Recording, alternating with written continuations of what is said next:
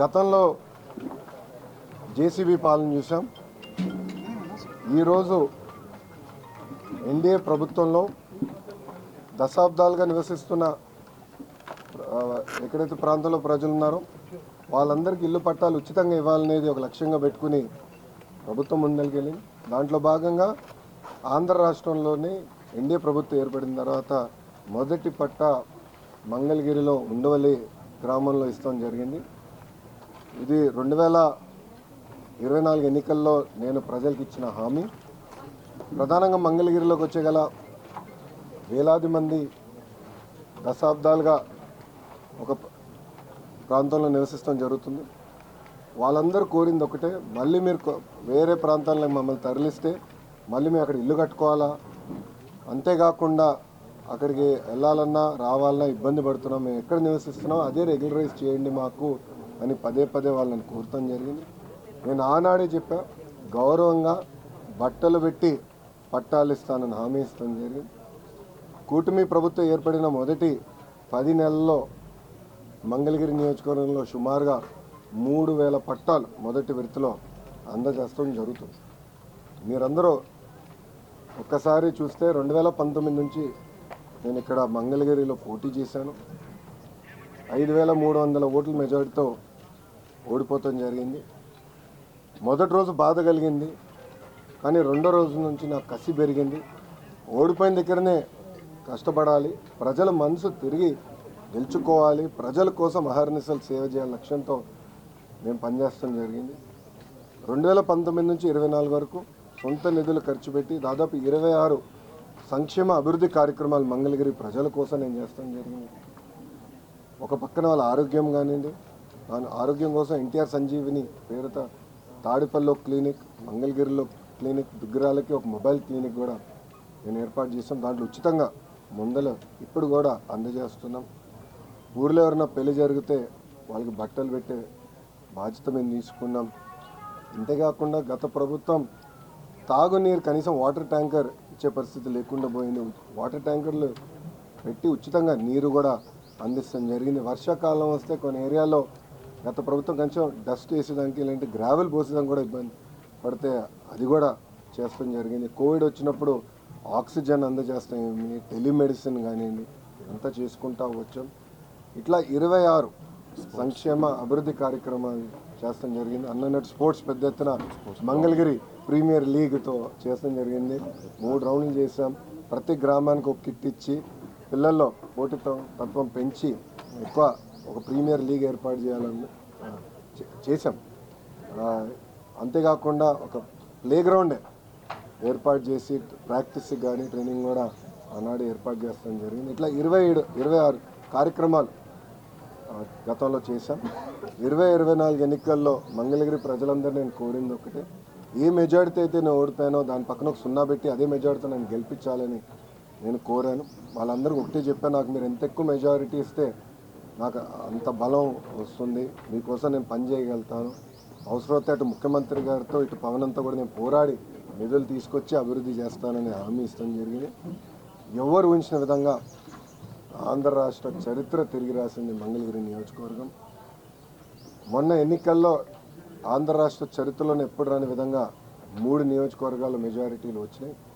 మొదటిది గాజువాక నియోజకవర్గం, రెండోది భీమిలి నియోజకవర్గం, మూడోది మంగళగిరి నియోజకవర్గం. సో 91,000 పైచిలుక మెజారిటీతో ప్రజలు నన్ను ఆశీర్వదించి దీవించి నన్ను గెలిపించారు. సో నా పైన ఆ మెజారిటీ వల్ల బాధ్యత పెరిగింది, పనిచేయాలన్న కసి పెరిగింది. సో మేము కూడా ఇప్పుడు అనేక కార్యక్రమాలకి శ్రీకారం చుట్టాం. మొదటిది మీరు చూస్తే స్వచ్ఛ మంగళగిరి పేరుతో భారతదేశంలోని అన్ని కార్పొరేషన్లో స్వచ్ఛతలో మంగళగిరి నంబర్ 1 నిలబడే లక్ష్యంతో మేము పనిచేస్తున్నాం. అంతేకాకుండా పార్కులు కానివ్వండి, ప్లే గ్రౌండ్లు కానివ్వండి, రైతు బజార్లు కానివ్వండి, భూగర్భ డ్రైనేజ్, భూగర్భ వాటర్, భూగర్భ గ్యాస్, భూగర్భ విద్యుత్ కూడా అందజేసడానికి ప్రాజెక్ట్ రెడీ అయింది. జూన్ మాసం నుంచి ఆ కార్యక్రమం కూడా మేము ప్రారంభించబోతున్నాం. దాంతోపాటు శ్మశానాల అభివృద్ధి కూడా ఒక కార్యక్రమంగా తీసుకున్నాం. ఆంధ్ర రాష్ట్రంలోనే మోడర్న్ రైతు బజార్ మంగళగిరి నియోజకవర్గాల్లో కట్టేదానికి ఆల్రెడీ ప్లాన్స్ అన్ని రెడీ చేసుకున్నాం. ఆ పనులు కూడా త్వరలో ప్రారంభించబోతున్నాం. ఇక్కడ లక్ష్మీ నరసింహస్వామి గుడి కూడా ఆధునీకరణ చేసేదానికి కూడా అనేక డిజైన్స్ అన్ని ఇప్పుడు ఫైనలైజ్ కూడా మేము చేస్తాం జరిగింది. ఇక్కడ శ్రీనివాస్ అన్న ఉన్నారు, ఏపీఎస్ ఎంఐడిసి చైర్మన్గా ఆయన కూడా ఉన్నారు. మంగళగిరి ప్రజల కళ 100 పడకల ప్రభుత్వ ఆసుపత్రి, అది కూడా మొన్న శాంక్షన్ చేయించుకుని క్యాబినెట్లో దాన్ని కూడా త్వరలో శంకుస్థాపన అయిపోతున్నాం. కేవలం ఒక ప్రభుత్వ హాస్పిటల్గా మేము అది భావించట్లేదు, ఒక మోడర్న్ హాస్పిటల్గా. ఏదైతే ఇతర దేశాల్లో ఒక బాంబేలోనో లేదంటే ఒక హైదరాబాద్లో ఎట్లయితే మోడర్న్ హాస్పిటల్స్ చూస్తామో, జోనింగ్ ఎట్లా జరుగుతుందో అది మైండ్లో పెట్టుకుని ఆ లేఅవుట్ల పైన దాదాపు ఒక 5-6 సార్లు మేము కూర్చుని ఒక్కొక్కటి రివ్యూ చేసుకుని కూడా చేస్తాం జరిగింది. సో ఇట్లా సుమారుగా ఒక 50 కార్యక్రమాలు అంటే అభివృద్ధి కార్యక్రమాలు ఎన్డీఏ ప్రభుత్వం ఇక్కడ మంగళగిరి నియోజకవర్గం కోసం ప్రత్యేకంగా చేస్తాం జరుగుతుంది. ఇది కేవలం ప్రభుత్వ నిధులపైనే కాదు, సిఎస్ఆర్ నిధులు అవచ్చు, లేదంటే లోకల్గా ఉన్న దాతలతో కావచ్చు, వాళ్ళందరితో చర్చించి మాట్లాడిన తర్వాతనే మేము నిర్ణయం తీసుకుంటున్నాం. మంగళగిరి అంటే చేనేత అంటే మంగళగిరి. కానీ ఒక వాస్తవం మనం అందరం ఆడుకోవాలి ఏంటంటే మగ్గాలు తగ్గిపోయినాయి, దానికి చెక్ పెట్టాలి. మగ్గాలు పెంచాలంటే ట్రైనింగ్ కావాలి, డిజైనింగ్ జరగాలి, లేటెస్ట్ టెక్నాలజీకి వెళ్ళాలి అనే లక్ష్యంతో మన చేనేత సోదరులకి ఇక్కడ ఒక common facility centre, designing, printing, intricate work చేసేదానికి కూడా వాళ్ళ భూమి అవసరం ఉంటే అది ఎండోమెంట్ భూమి అవుతే వాళ్ళని రిక్వెస్ట్ చేసి లీజుకి తీసుకుని కేంద్ర ప్రభుత్వ సహకారంతో అది ఏర్పాటు చేస్తున్నాం. ఇక్కడ మాకు స్వర్ణకారులు కూడా ఎక్కువ శాతం మంది ఉన్నారు, వాళ్ళ కోసం ప్రత్యేకంగా జెమ్స్ అండ్ జ్యువెలరీ పార్క్ కోసం డిజైన్ చేస్తున్నాం. అంటే డిజైనింగ్ కానివ్వండి, మ్యానుఫ్యాక్చరింగ్, రీటైలింగ్, ఈ 3 ఒక 75 ఎకరాలు ఇంటిగ్రేటెడ్ పార్క్ కింద చేయాలని లక్ష్యంతో, అక్కడ ఎక్కువ శాతం స్థానికులకు అవకాశం కల్పించాలనే లక్ష్యంతో ఎన్డీఏ ప్రభుత్వం పనిచేస్తుందని మంగళగిరి ప్రజలందరికీ తెలుపుకుంటూ, నా పైన మీరందరూ ఒక పవిత్రమైన బాధ్యత పెట్టారు. ఆ బాధ్యతతో నేను పనిచేస్తున్నాను. ఎన్నికలప్పుడు ఒక పక్కన బాబు సూపర్ 6 కానివ్వండి, దాంతోపాటు లోకల్గా నేను వ్యక్తిగతంగా ఇచ్చిన హామీలు కూడా నిలబెట్టుకునే ప్రక్రియలో ఉన్నాను. పనులు చేసుకుంటూ వెళ్తున్నాం. నా లక్ష్యం ఒక్కటే, ఆంధ్ర రాష్ట్రంలో అన్ని రంగాల్లో మంగళగిరి నంబర్ 1 నిలబడాలి. ఒక పక్క వ్యాపార రీత్యా కానివ్వండి, పేదరికం నిర్మూలన కానివ్వండి, సోషల్ ఇన్ఫ్రాస్ట్రక్చర్ కానీ, హార్డ్ ఇన్ఫ్రాస్ట్రక్చర్ కానీ అన్ని రంగాల్లో మంగళగిరి అగ్రస్థానాల్లో ఉండాలి లక్ష్యంతో ఒక శాసనసభ్యుడిగా నేను ఇక్కడ పనిచేస్తాం జరుగుతుంది. గౌరవ ముఖ్యమంత్రి గారిని ఒకటే చెప్పా, ఎట్లయితే ఒక కుప్పం, ఒక హిందూపూర్ తెలుగుదేశం పార్టీ కంచుకోటగా ఉంటుందో, మంగళగిరి అట్లా తెలుగుదేశం పార్టీ కంచుకోటగా తీర్చిదిద్దే బాధ్యత ఒక కార్యకర్తగా నేను తీసుకుంటానని గౌరవ ముఖ్యమంత్రి గారికి నేను గతంలో హామీ ఇచ్చాను. ఆ దిశగా అహర్నిశలు నేను కష్టపడి మంగళగిరి ప్రజలు కలుస్తున్నా, వాళ్ళకున్న సమస్యలు పరిష్కరిస్తున్నా. ముందు ఇంకా ఎక్కువ పనులు కూడా చేస్తాం. ఇక్కడ మీరు అందరూ కూడా ఒకటి ఆలోచించాలి, దశాబ్దాలుగా పట్టాలు కావాలి మాకని ప్రజల కోరిక. కూటమి ప్రభుత్వం వచ్చిన మొదటి 10 నెలల్లో మేము ఇచ్చిన హామీ నిలబెట్టుకున్నాం. అది మాకున్న చిత్తశుద్ధి. ఇక్కడ రాష్ట్రంలో మంగళగిరి కోసం మొదలైన ప్రక్రియ ఈరోజు ఆంధ్ర రాష్ట్రంలో ఉన్న అందరికీ పనికొచ్చే విధంగా అయింది. సుమారుగా మొదటి విడతలో 8,000 మంది అప్లై చేస్తే దాంట్లో 4,200 మంది ఒక మంగళగిరి నియోజకవర్గంలో అప్లై చేశారు. రేపటి నుంచి సుమారుగా 6 రోజుల పాటు ప్రతి కుటుంబాన్ని నేను కలుస్తున్నా. ఏదైతే నేను హామీ ఇచ్చానో బట్టలు పెట్టి పసుపు కుంకాలతో నేను పట్టా ఇస్తాను, ఆ హామీ నిలబెట్టుకునే ప్రక్రియ రేపటి నుంచి ప్రారంభమవుతుంది. అది చూసి ఆంధ్ర రాష్ట్రంలో ఉన్న 164 తెలుగుదేశం, జనసేన, భారతీయ జనతా పార్టీ శాసనసభ్యులపైన ఒత్తిడి పెరుగుతుందని భావిస్తున్నా. తప్పనిసరిగా అక్కడ కూడా మా ఇంటి పట్టాలు ఇవ్వాలనే ప్రక్రియ ప్రజలు ముందరికి వచ్చి అడుగుతారని నేను భావిస్తున్నా. దానివల్ల కూడా అక్కడ కూడా ప్రెజర్ పెరిగి పట్టాలు ఇచ్చేదానికి అద్భుతమైన అవకాశం ఉంటుందని నేను అనుకున్నా. మీరందరూ ఒకసారి ఆలోచిస్తే ఇప్పుడు ఈరోజు ఇచ్చిన పట్టా ప్రభుత్వ విలువ 9 లక్షల రూపాయలు. 9 లక్షల రూపాయలు ప్రభుత్వ విలువ. ఇంకా మార్కెట్ విలువ ఎంతో మీరే అంచనా కట్టచ్చు.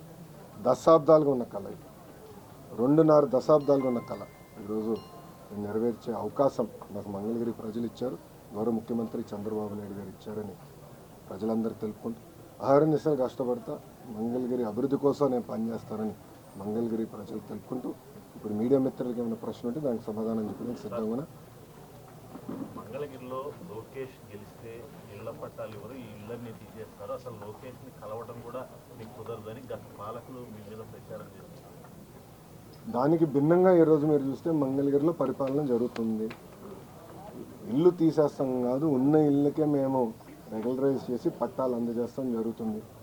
ఆనాడు ప్రజలందరూ కూడా చెప్పింది ఏంటంటే కొన్ని తొందరగా చేయొచ్చు, అంటే సంవత్సరం లోపల ఒక ఫేజ్ అవుతుంది, దాని తర్వాత సంవత్సరం నుంచి 2 సంవత్సరాలు పట్టేది ఒక సెట్ ఉంటుంది, 2 సంవత్సరాల కన్నా ఎక్కువ పట్టేది ఒక సెట్ ఉంటుంది. ఎస్పెషల్లీ అటవీ శాఖ భూములు కొంచెం టెక్నికల్గా జాగ్రత్తగా చేయాల్సిన అవసరం ఉంది. అది టైం పడుతుందని నేను చెప్పాను.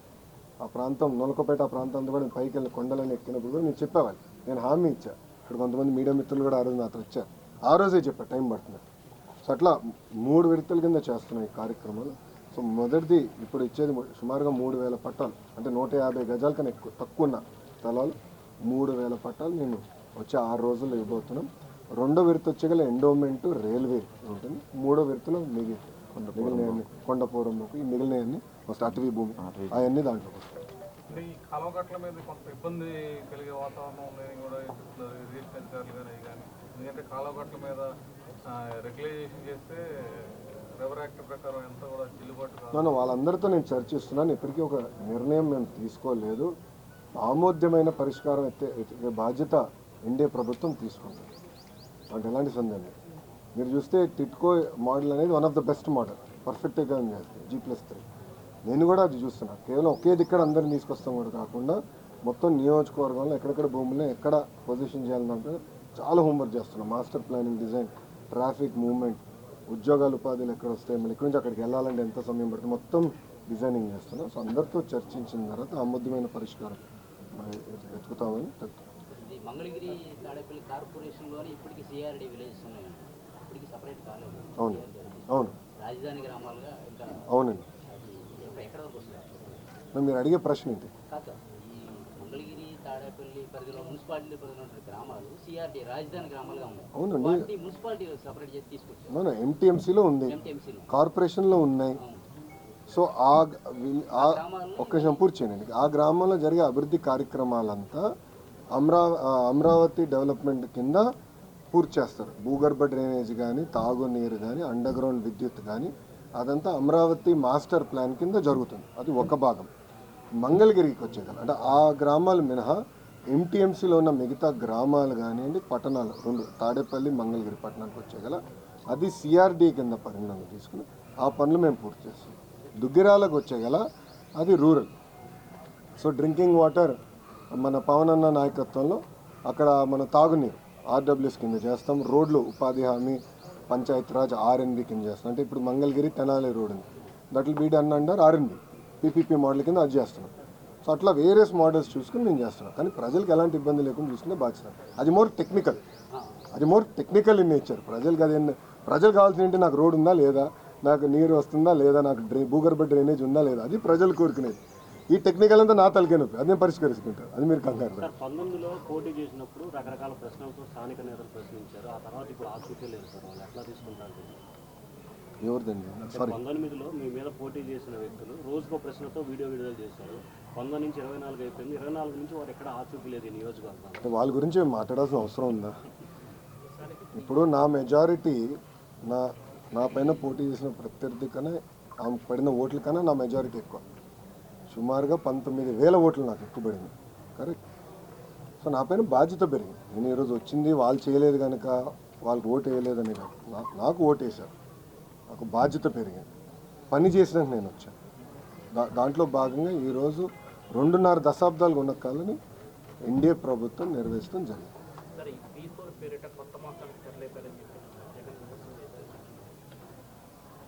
ఇప్పుడు నేను పదే పాదయాత్రలు కూడా చెప్పాను, విజనరీకి ప్రిజనరీకి చాలా తేడా ఉంటుంది రాబోయే. విజనరీకి ముందు చూపు ఉంటుంది. ఆ ముందు చూపు ఏంటంటే ప్రపంచంలో రాబోయే మార్పులు ఏంటి, ఆ మార్పులకి మన పిల్లల్ని ఎట్లా తయారు చేయాలి, మన కుటుంబాలను ఎట్లా తయారు చేసి వాళ్ళకి అనుసంధానమై శాశ్వతంగా పేదరికం నుంచి బయటికి తీసుకొచ్చే లక్ష్యంలో పనిచేస్తాం. ప్రజలందరూ ఒక విషయం గమనించాలి, 1994లో ఇట్లనే చాలామంది కంప్యూటర్ అన్నం పెడుతుందా అని ఎగతాళి చేశారంటే. ఈరోజు ఐటీ రంగంలో ఎంతమంది పనిచేస్తున్నారు హైదరాబాద్లో చెప్పండి. ఇప్పుడు హైదరాబాద్ సెంట్రల్ యూనివర్సిటీలో ఒక చిన్న కాదు గొడవ జరుగుతుంది, తెలిసిన విషయం.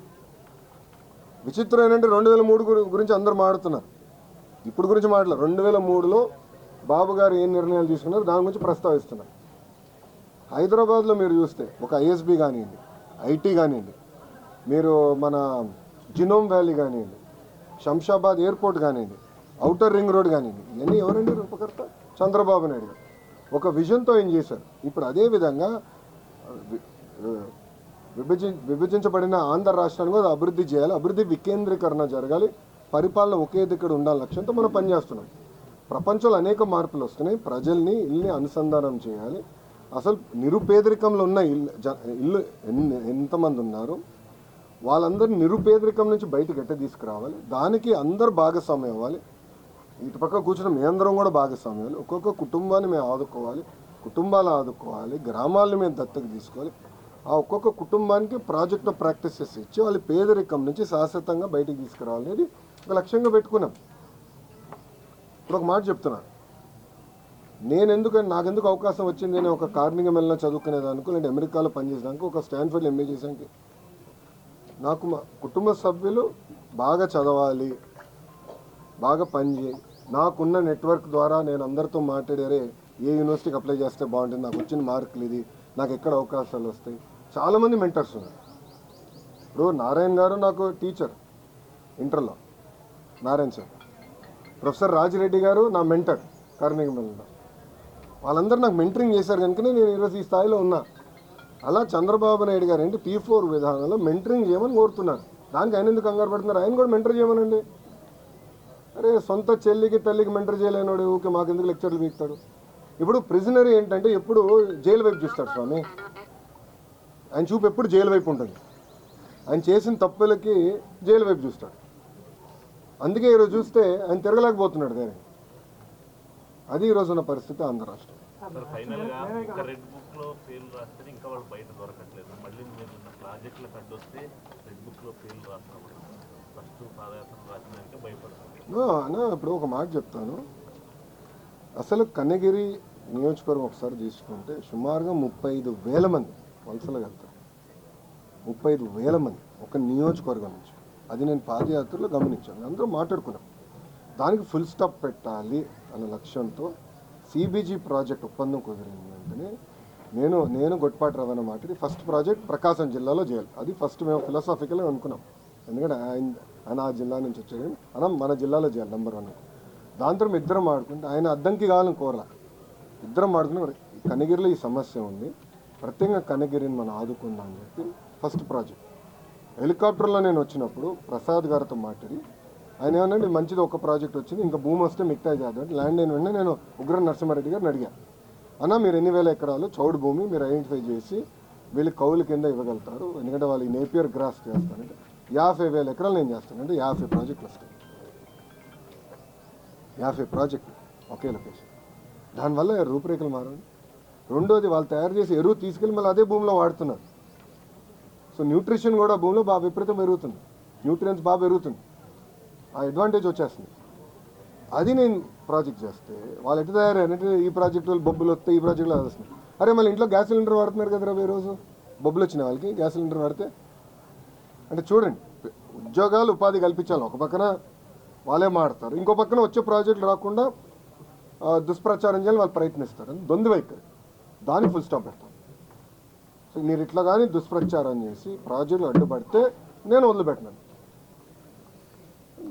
పాప ఒకటి గుండెపోటు వచ్చి ఇంకోటి చేయరు కొట్టుకున్నాడు కదా రెడ్ బుక్ దెబ్బకి. అవుతాయి ఇవన్నీ. నెక్స్ట్ మేము గెలవబోతున్నాం అని చెప్పి పెట్టుబడి గారిని కన్ఫ్యూజ్ చేయడానికి వాళ్ళ ప్రయత్నం, మేము గెలవబోతున్నాం అని చెప్తున్నారు. ఓటర్లను కన్ఫ్యూజ్ చేయడానికి వాళ్ళు కన్ఫ్యూజ్ అయ్యారు. వాళ్ళకి ఇంకా రియాలిటీకి దూరంగా ఉన్నారు. అరే సొంత కార్యకర్తలనే కలవాడండి, వాళ్ళు నాకు లెక్చర్లు తీసుకెళ్తారు. వాళ్ళ సొంత కార్యకర్తలు కలిసడానికి టైం లేదండి. అధికారంలో ఉన్నప్పుడు టైం ఉండదు, ప్రతిపక్షంలో ఉన్నప్పుడు ఆయన బిజీ. ఆయన ఎప్పుడు ఆయన సొంత కార్యకర్తలను కలవాలి. ఆయన సొంత నియోజకవర్గం వెళ్తేనే సరిగా కలవాడు ఆయన. ఇంకా ఆయన మాట్లాడడానికి ఏముంది? ఎక్కడ చేశాడండి, ఎన్నిసార్లు చేశాడు? మళ్ళీ అది మొదలు పెట్టారని మీరు అట్లా ఇస్తారు బ్లాంకెట్ స్టేట్మెంట్. 2 రోజులు చేశాడు. ఓపిక ఎక్కడుంది ఆయన కూర్చొని అందరూ కనుక్కొని సమస్యలు పరిష్కరించడానికి? నిజంగానే అంత ఓపిక ఉంటే ఎందుకు ఇక్కడ మంగళగిరి నియోజకవర్గంలో ఆయన సమస్య పరిష్కరించాల? 5 సంవత్సరాలు ముఖ్యమంత్రిగా ఉన్నారు కదా, ఎందుకు చేయలేదు ఆయన? ఆయన ఇంటి కోసం పేదలు తీస్తాడు.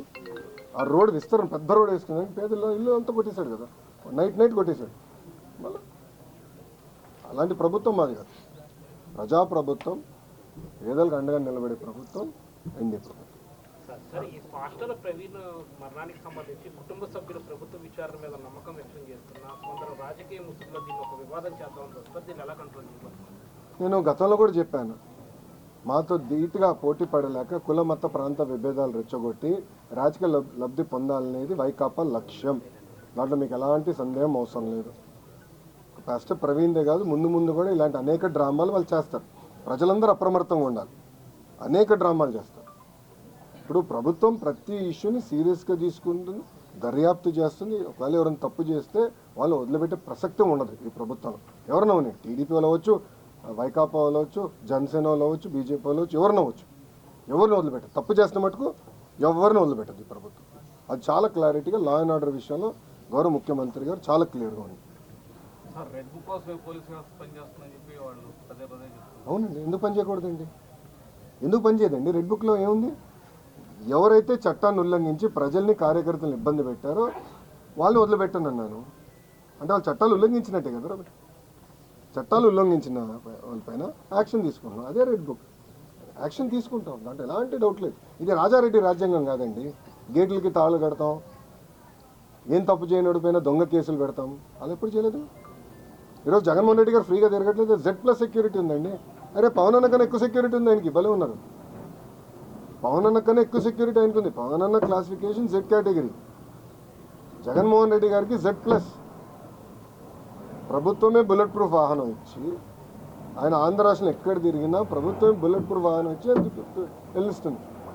ఏనాడు ఆయన గేటుకి మేము తాడు కట్టలేదే. ఏనాడు ఆయన చేయాల్సిన కార్యక్రమం మేము అడ్డుపడలేదే. పర్మిషన్ ఇవ్వకుండా మేము పోలేదే. ప్రభుత్వం చాలా క్లియర్. ప్రజాస్వామ్యంలో ఆయన చెప్పాల్సినంటే చెప్పుకోనండి, దాన్ని ఎట్లా తిప్పుకొట్టాలో మాకు తెలుసు. యువ మంత్రిగా మిమ్మల్ని మంగళగిరి అభివృద్ధి కానీ రాష్ట్ర అభివృద్ధిలో మిమ్మల్ని చిందించడానికైతే 100% లేదు. అయితే మీరు అధికారంలోకి వచ్చిన మొదటిసారి రైతులకు పంటలు వచ్చింది సార్. అది రేటు బాగా ఇబ్బంది ఉంది. ఒకటి అన్న, ఇప్పుడు మీరు చూస్తే వరి తీసుకుంటే, వరి విషయంకి వస్తే, ఒక్క నిమిషం పూర్తి చేయండి. వరి విషయం తీసుకుంటే గత ప్రభుత్వం పెట్టిన బకాయిలన్నీ చెల్లించాము. మన ప్రభుత్వం కొనుగోలు చేసినంత డబ్బులు ఇచ్చేస్తాం జరిగింది. ఇప్పుడు మిరప ఉంది. కొన్ని వేరియంట్స్కి తక్కువ వస్తున్నాయి, కొన్ని వేరియంట్స్కి ఎక్కువ వస్తున్నాయి. అది కేంద్ర ప్రభుత్వం ఇంటర్వెన్షన్తో 11,500 కింద చేసి.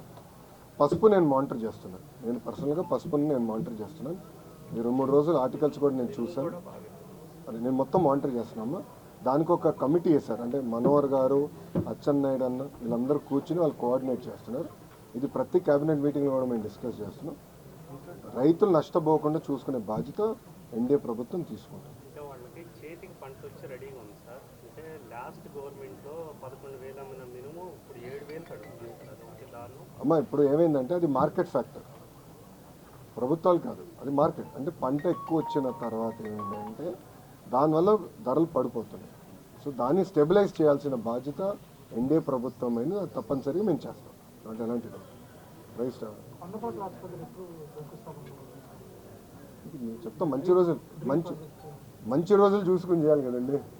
సో ఒక్కొక్కటి చేసుకుంటూ వెళ్తున్నాం. త్వరలో దానికి శంకుస్థాపన వేస్తాం. 100% చేస్తాం. ఓకేనా?